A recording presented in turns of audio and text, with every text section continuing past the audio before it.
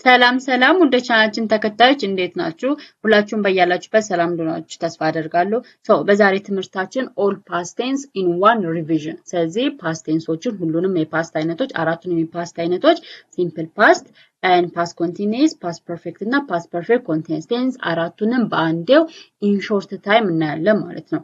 ይሄ ስለ past tense ወይም ደግሞ it is for about all tenses የሰራው ቪዲዮ አለ። ስለዚህ ስለ simple present tense፣ ስለ past tense እንዲሁም ደግሞ ስለ future tense እያንዳንዱን እየከፋፈልኩ በቪዲዮ የሰራሁት አለ። እሱን ማየት ትችላላችሁ። ይሄ ግን አጠቃላይ ሁሉንም አራቱንም የpast tense አይነቶች በአንድ ላይ የያዘ ቪዲዮ ነው ማለት ነው። it is as a revision ወይም ደግሞ as a ክለሳ ነው። እናንተም ለዚህ ቻናል አዲስ ከሆናችሁ ቻናሉን ሰብስክራይብ በማድረግ እንዲሁም ደግሞ ውድ የቻናላችን ተከታዮች ይህን ቪዲዮ ላይክ በማድረግ እስከ ቪዲዮ መጨረሻ ድረስ አብራችሁን እንድትሆኑ በአክብሮት እጠይቃችኋለሁ። ቀጥታ ወደ ትምህርቱ። this is all past tense in one revision. the first one is simple past ነው ወይም ደግሞ simple past tense የሚባለው ማለት ነው።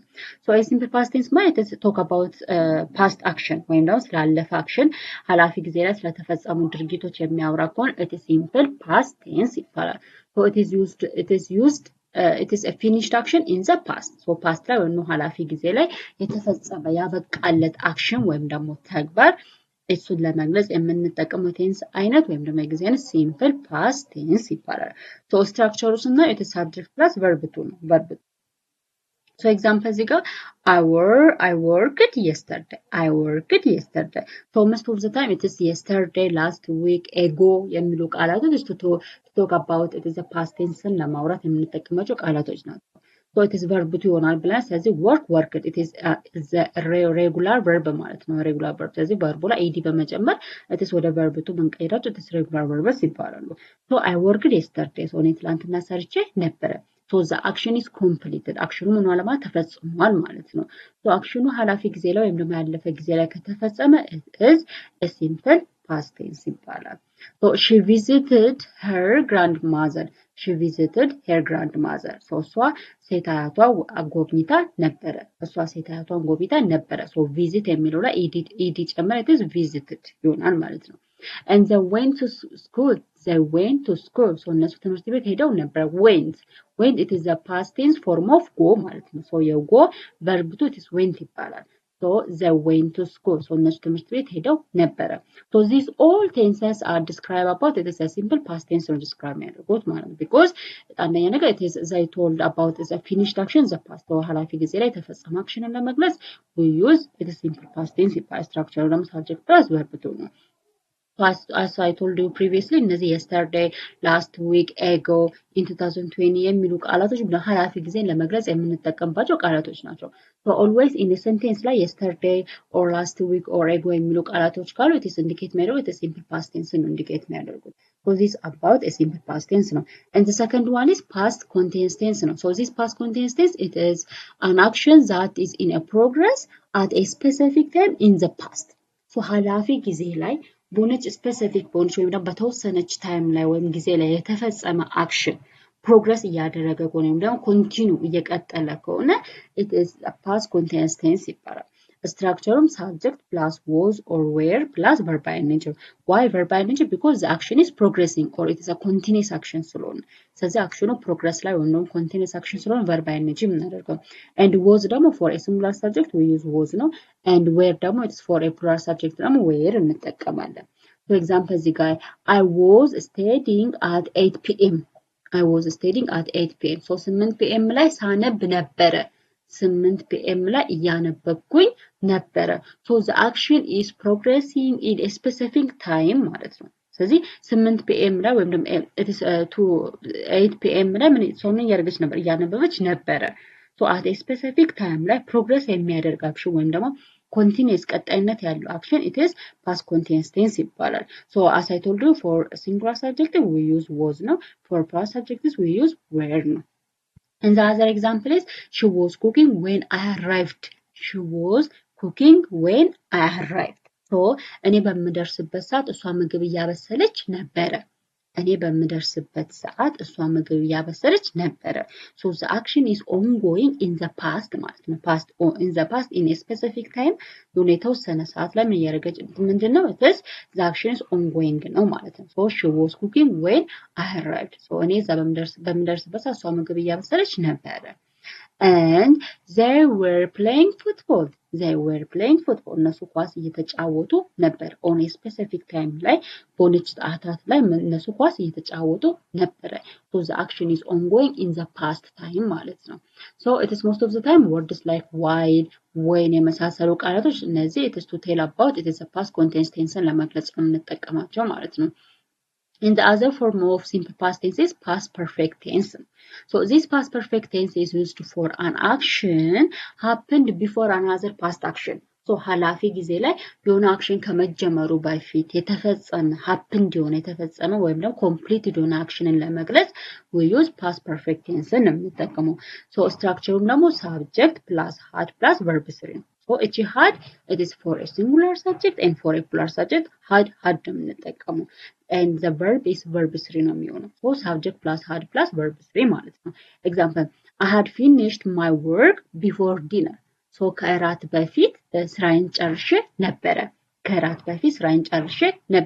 So an action is happened or completed before another past action. So ያለፈ አክሽን ወይም ደግሞ ኃላፊ ጊዜ ላይ ሌላ አክሽን ከመጀመሩ በፊት የተፈጸመ አክሽን ወይም ደግሞ completed የሆነ አክሽንን ለመግለጽ we use past perfect tense. So በዛ መሰረት I had finished my work before dinner. So ከእራት በፊት ስራዬን ጨርሼ ነበረ. So she completed before her dinner. So ከእራት በፊት ስራዋን ጨርሳለች ማለት ነው። ስለዚህ ሁለቱም ስራዎች ሁለቱም አክሽን ፐርፎርምድ ሆኑ ምን ላይ ነው? it is past tense ላይ ነው ወይም ኃላፊ ጊዜ ላይ ነው ሁለቱም አክሽኖች የተከናወኑት። So ግን አንዱ አክሽን ከመጀመሩ በፊት አንዱ አክሽን ምን ሆነ ማለት completed ወይም ደግሞ happen ተፈጥሯል ማለት ነው። በዛ መሰረት ታረዱ so the other one is she had left when I arrived so እኔ በምደርስበት ሰዓት እሷ ሄደች ወይም ደግሞ left አደረገች ነው አይደል she had left when I arrived so left ማለት it is a verb 3 of leave ነው leave ማለት መተው መልቀቅ መሄድ አይደለ so she had left ሲባል left ማለት it is the verb 3 of leave ነው so she had left when I arrived so እኔ በምደርስበት ሰዓት እሷ ሄዳ ነበረ ወይም ደግሞ እኔ በምደርስበት ሰዓት እሷ ሄደች so the action is performed before another past action ማለት ነው the other one is they had already eaten already በቃ እነሱ ምግብ በልተዋል so they had already eaten so እነሱ ምግብ በልተዋል so the action is performed ማለት ነው before another action ማለት ነው so እነዚህ ወርዶች አለ ለምሳሌ before after already by the time ለምሳሌ already አለ እዚህ ጋር and it is before አለ so እነዚህ አክሽኖች most of the time it is a past perfect tense ላይ የሚመጡ ወርዶች ናቸው ማለት ነው and the other one and the last part of the past tense is past perfect continuous tense ነው so most of the time past perfect continuous tense it is to tell about duration of an action so የአክሽን ምን ያህል ሰዓት ወይም ደግሞ ምን ያህል ጊዜ ፈጀ ለምን ያህል ጊዜ ቆየ so length of time ወይም ደግሞ duration of an action ለመግለጽ most of the time it is past perfect continuous tense ነው የሚገልጸው so this past perfect tense it is used for a duration of an action before another past action ስለዚህ ሌላ አክሽን ከመጀመሩ በፊት ያ አክሽን ሌላኛው አክሽን ለምን ያህል duration of time ወይም ደግሞ ለምን ያህል ሰዓታት ቆየ የሚለውን it is duration ወይም ደግሞ length of time ለመግለጽ it is past perfect continuous tense ነው so structure it is subject plus had been plus verb ing so it is verb ላይ verb ing እናደርጋለን then had been ደግሞ it is for singular and plural subject ነው የሚሆነው ማለት ነው so example እዚህ ጋር I had been studying for 2 hours before the exam. I had been studying for 2 hours before the exam. So ከኤግዛም ወይም ከፈተና በፊት ለ2 ሰዓታት ያህል ሳነብ ነበረ. ከፈተና በፊት ለ2 ሰዓታት ያህል ሳነብ ነበረ.